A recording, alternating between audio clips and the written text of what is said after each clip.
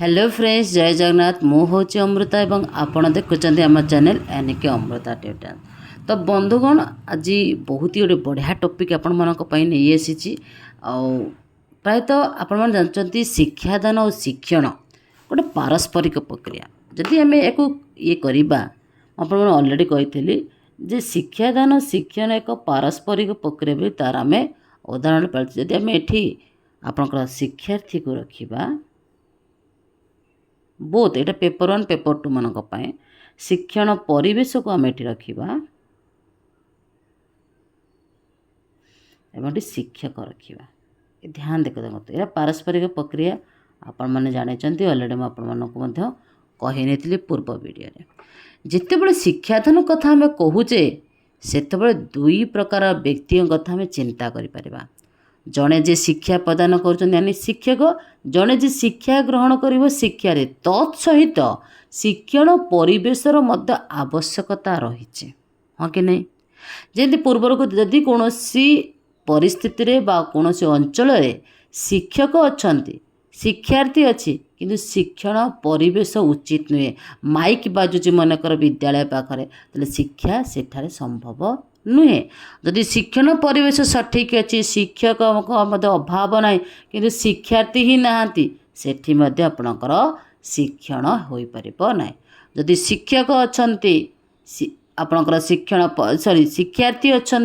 शिक्षण परिवेश अच्छी किंतु शिक्षकर अभाव अच्छे। देखिए प्रायतः बहुत गुड़े विद्यालय मानक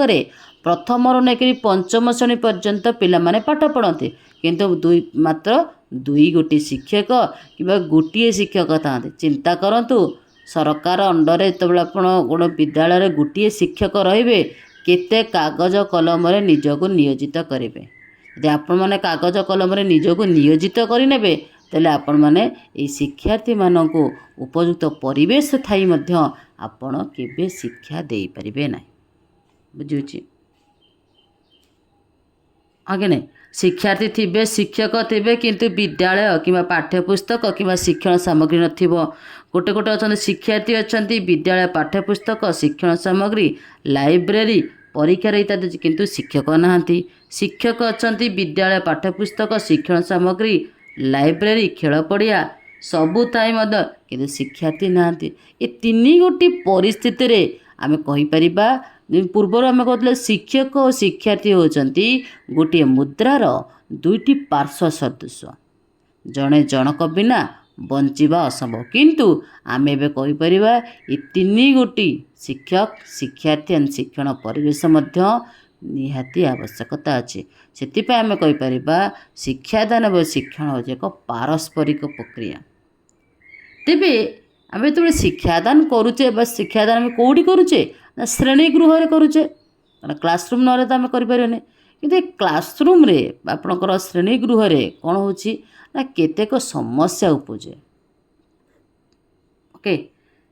जितेबाला आपण मैंने शिक्षण परिचालना करुँच गोटे क्लास नौकरी ए क्लास नेला बेले किसी प्रमुख समस्या घटे मेजर इश्यू आपड़ कहीपर कौन रही। प्रथम मन तो गोटे गोटे इश्यू कहबी यहाँ आप day to day real life रे आपण मैंने निजको देखनी तो प्रकृत यहाँ घटुचे कि ना। प्रथम मन रखु शिक्षक और छात्र छात्री अनुपात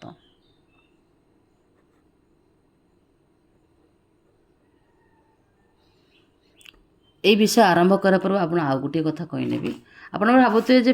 कलम कागज पढ़ा और डिजिटल गोटे पाठ पढ़ा भर डिफरेन्स अच्छी कि ये कहबी जी भल पढ़े पार्टी आपे शिक्षादान शिक्षण सामग्री उपर केबे भी ये करंतुनी कंपैरिजन करंतुनी आपण मानको भल लगुच पाठ पढ़ा देन आप लाइक करेंगे शेयर करेंगे अन्य मानक पाखक कमेंट सेक्शन जन पारे भल लगुच खराब लगुच किंतु बेस्ट वे पाठ पढ़ा से आवश्यकता अच्छी ताहा डिजिटल बोर्ड रही पारे ताहा आपणकर कागज कलम खातार पारे। देखंतु आमे जानिचे पूर्व जो स्टार्टिंग होता आप प्राथमिक स्तर जो 40 जन जड़े शिक्षक माने 40:1 थिला आप जानते हाँ कि नहीं। शिक्षा अधिकार अधिनियम तो लागू है यही नियम रे किछिटा परिवर्तन आसीथिला। प्राथमिक विद्यालय अन्य 2 जन शिक्षक प्रति 30 जन 30:2 थिला ओके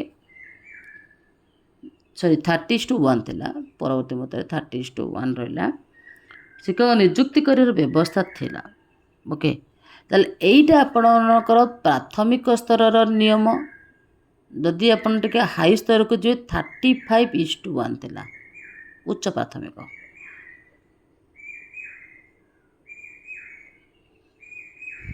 ओके एथि प्रति विद्यालय को एकक हिसाब ग्रहण कर आवश्यक शिक्षक नियुक्ति होगा कथा कारण केते आपण मानकर विद्यालय पिला मानक छात्र छात्री स्ट्रेंथ अच्छी ताकू देखिक आपण मैंने बेस करें ये केतोटी टीचर को अपॉइंटमेंट दबार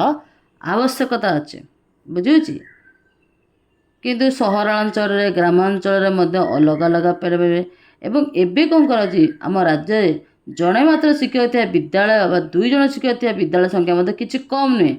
ता छड़ा से सब विद्यालय शिक्षक मैंने निजर तालीम अन्य कार्यक्रम में समय देवे व्यक्तिगत असुविधा समय छुट्टी रे तेणु एपरी परिस्थिति शिक्षण परिचालना संभव हो पारू ना यहीटा गवर्नमेंट रूल एंड रेगुलेशन कला जे आप 30:1 या 35:1 रहा कथा कि चिंता करो जो 2 गोटी शिक्षक गोटे विद्यालय गोटे शिक्षक रोचते जदि से ट्रेनिंग प्रोग्राम किसी पड़ जाए टीचर मानकर किंबा से कौन सरकारी कार्य निजक लिप्त करदे ऑटोमेटिकली पिला मानकर शिक्षण में बाधा प्राप्त करना ये क्वेश्चन पड़े जे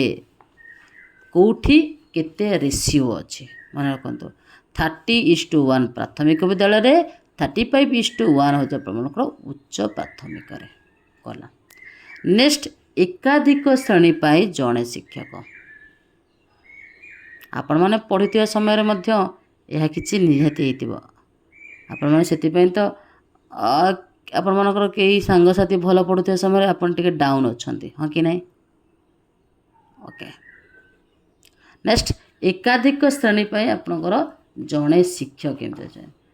ये गोटे माने परिस्थिति वास्तवता अच्छे यह केवल राज्य कहीं समग्र भारत वर्ष देखा जाउछि प्रस्तावित शिक्षक छात्र छात्री अनुपात को देखिले अधिकांश विद्यालय रे जड़े शिक्षक को एक समय 2 बा तत्वधिक श्रेणी परिचालन करिया पड़ुछि मर्ज क्लास जो आम कहीपर जदि यह एक असंभव कथा नुहे शिक्षक मान को आवश्यक प्रशिक्षण दि जाए से एक समय एकाधिक श्रेणीर आपणकर शिक्षण कार्य परिचालन करें किंतु एकाधिक श्रेणी परिचालन समय सर्वमोट पिला संख्या 30 रु 40 मध्य रहा दरकार जदिओ आपण मानकर सर्वशिक्षा अभियान जरिए आम राज्य शिक्षक मान बहु श्रेणी बहु स्तर बा मल्टीग्रेड मल्टी लेवल संपर्क प्रशिक्षण दि जाइछि किंतु यह एक मध्य समस्या आप चिंता करंतु जदि प्रथम रु पंचम श्रेणी पर्यंत आपण जणिए मात्र टीचर सबुजाक क्लास करेंगे ताले आपण निजे ही बाया हो कहीं आपण प्रथम दलगत करें ना आपण प्रथम शिक्षण कार्य जानीपर ना शिक्षण कार्य पुस्तिका को देखिपारे ना एवं आपण जानते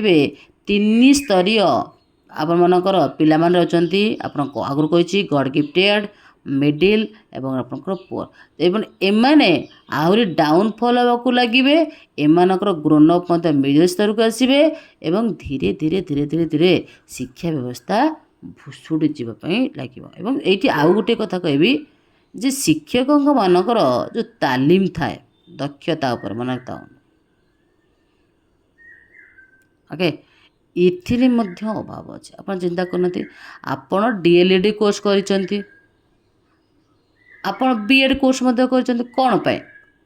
कहीं आपण को पिला मानू पढ़ेबार जो तरीका अच्छी समस्त तो पाठ पढ़े पारे किंतु सबू पाठ पढ़ार तरीकार अभाव रही जदि आप डीएलईडी बीएड कोर्स करुँच कहीं आपण मानकर दक्षता को वृद्धि करने स्किल होगापाई स्किल रु नहीं प्रोफेशन को जो अनस्किल पर्सन्स आजीवन पर्यंत कहीं ना गोटे लेबर ता स्किल अनुसार काम करुचे आपण को कौन अच्छे ना day to day life modern society को लेकिन आपणकर दक्षता को अधिक अधिक वृद्धि करा जाए किंतु देखा आम ओडिशा रे हो बा भारत वर्ष रे शिक्षकों दक्षतार अभाव रही बुझे आपण कही दक्षता मैंने नहीं कि आपण को आपण मानकर